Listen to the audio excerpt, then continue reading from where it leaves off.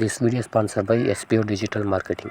நீங்கள் வேலை தேடின்னு இருக்கிற நபரா, இல்லை ஹவுஸ் ஒய்ஃபோ, லேடிஸா, இல்லை படிக்கிற ஸ்டூடெண்ட்ஸா, உங்கள்கிட்ட ஒரே ஒரு ஆண்ட்ராய்டு மொபைல் இருந்து அதில் ஃபேஸ்புக், இன்ஸ்டாகிராம், யூடியூப் இது மூணுத்தில் எது இருந்தாலும் நீங்கள் இந்த ஜாபுக்கு எலிஜிபிள். ஜஸ்ட்டு சோசியல் மீடியாவில் கண்டென்ட் ஷேர் மற்றும் பப்ளிஷிங் செய்கிறது மூலிமா நல்ல இன்கம் பெறலாம். யாரையும் சேர்க்கணும் இல்லை எதனா பொருளை விற்கணும் அப்படின்ற எந்த அவசியமே கிடையாது. மேலும் இதை பற்றி தெரிஞ்சுக்கணும் அப்படின்னா டிஸ்பிளேல தெரியக்கூட என்னோடய வாட்ஸ்அப் நம்பருக்கு உங்கள் பேர், உங்களோட குவாலிஃபிகேஷன் சென்ட் பண்ணுங்கள்.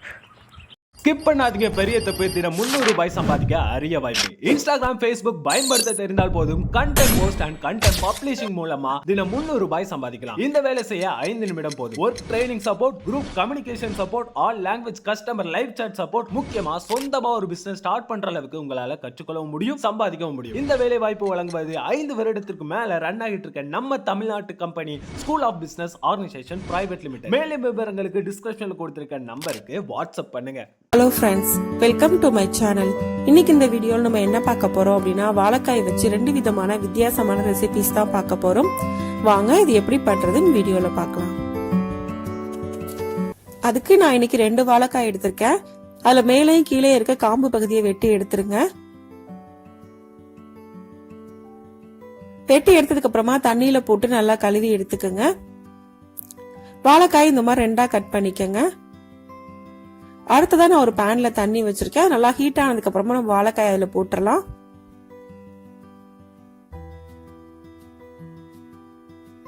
எல்லா வாழைக்காயும் அதுல போட்டுருங்க. போட்டு நல்லா குக் பண்ணி எடுத்துக்கலாம். 5 இருந்து 7 நிமிஷம் போல மூடி வச்சு குக் பண்ணா போதும், இது குக் ஆயிடும்.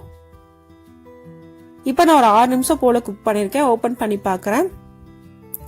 வாழைக்காய் வெந்துருச்சான்னு பாக்கிறதுக்கு இந்த மாதிரி கத்தியில குத்தி பாத்தீங்க அப்படின்னா உங்களுக்கு ஈஸியா தெரிஞ்சிரும். இப்ப இது நல்லா குக் ஆயிடுச்சு. இது எடுத்து ஆற வச்சிடலாம். தண்ணி எல்லாத்தையும் வடிச்சிட்டு இந்த மாதிரி ஆற வச்சு உரிச்சு எடுத்துக்கங்க. தோல் எல்லாத்தையும் உரிச்சிருங்க.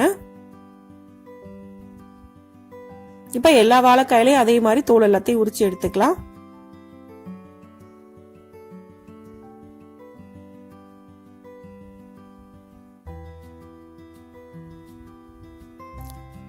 இப்ப எல்லா வாழைக்காய் தோல் எல்லாம் உரிச்சாச்சு. இப்ப அதை கட் பண்ணிக்கலாம். ஷேப் வந்து உங்க விருப்பத்துக்கு ஏற்ற மாதிரி நீங்க எப்படி வேணாலும் கட் பண்ணிக்கலாம். நான் ரவுண்ட் ரவுண்டா தான் கட் பண்றேன்.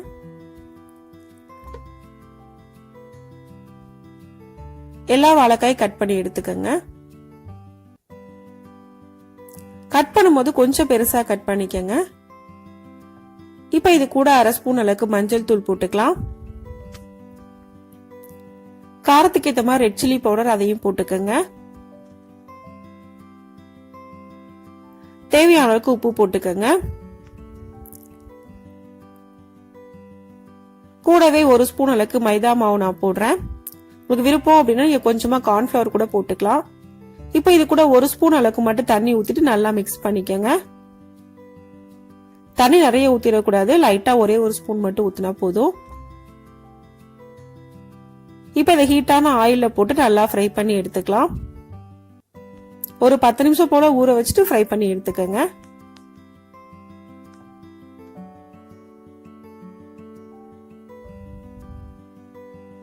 இப்ப இது ஒரு சைடு வந்ததுக்கு அப்புறமா நெக்ஸ்ட் சைடு நம்ம திருப்பி போட்டுக்கலாம்.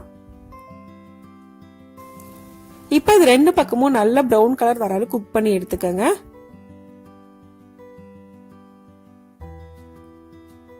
இப்ப இது நல்லா குக் ஆயிடுச்சு. இதை எடுத்துடலாம். நம்ம வாழைக்காய் வேக வச்சுட்டு ஃப்ரை பண்றதுனால வெளியில ரொம்ப ரொம்ப கிறிஸ்பியாவும் உள்ள ரொம்ப ரொம்ப சாஃப்டாவும் ரொம்ப ரொம்ப டேஸ்டா இருக்கும். இந்த ஃப்ரை உங்களுக்கு சாம்பார், ரசம், புளிக்குழம்பு, வத்த குழம்பு எல்லாத்துக்கூடயுமே ரொம்ப நல்ல காம்பினேஷனா இருக்கும். இதே ஃப்ரை வச்சு எப்படி புளிக்குழம்பு பண்றதுன்னு பார்க்கலாம் வாங்க. அதுக்கு நம்ம வாழைக்காய் பொரிச்ச அதே எண்ணெயில 1/2 ஸ்பூன் அளவுக்கு கடுகு போட்டுக்கலாம். 1/2 ஸ்பூன் அளவுக்கு உளுந்தம் பருப்பு போடுறேன்.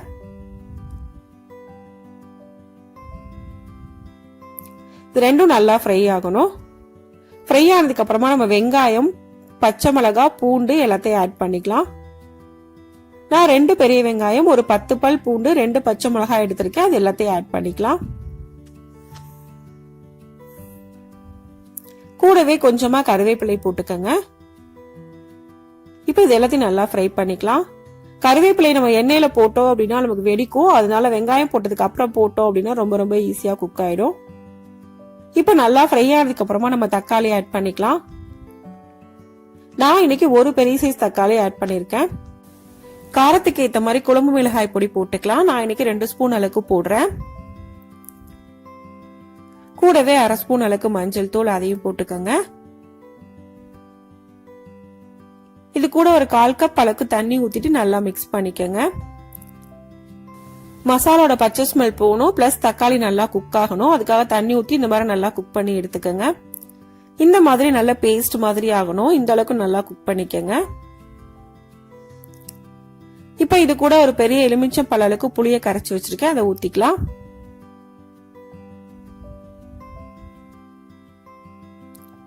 புளி உங்களோட புளிப்புக்கு ஏத்த மாதிரி கூடவோ குறைச்சலோ நீங்க போட்டுக்கோங்க.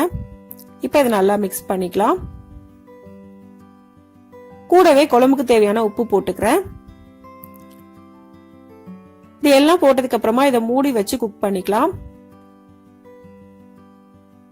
குறைஞ்சது 8ல இருந்து 10 நிமிஷம் போல கொதிக்க வச்சா போது இது நல்லா குக் ஆயிரும். இப்போ ஒரு 8 நிமிஷம் போல குக் பண்ணிருக்கேன். நல்லா குக் ஆயிருச்சு. புளியோட பச்சை வாசனை போற அளவுக்கு நல்லா குக் பண்ணி எடுத்துக்கோங்க. லைட்டா ஆயில் பிரிஞ்சு வரும். அந்த ஸ்டேஜ் வந்தோம்னா நம்ம பொரிச்சு வச்சிருக்க வாழைக்காயை இது கூட போட்டுடலாம். எல்லா வாழைக்காயும் 1 by 1 எடுத்து போட்டுக்கோங்க. இந்த மாதிரி அகலமான பேன்ல நம்ம இந்த குழம்பு பண்ணும்போது வாழைக்காய் உடையாம அப்படியே கிடைக்கும்.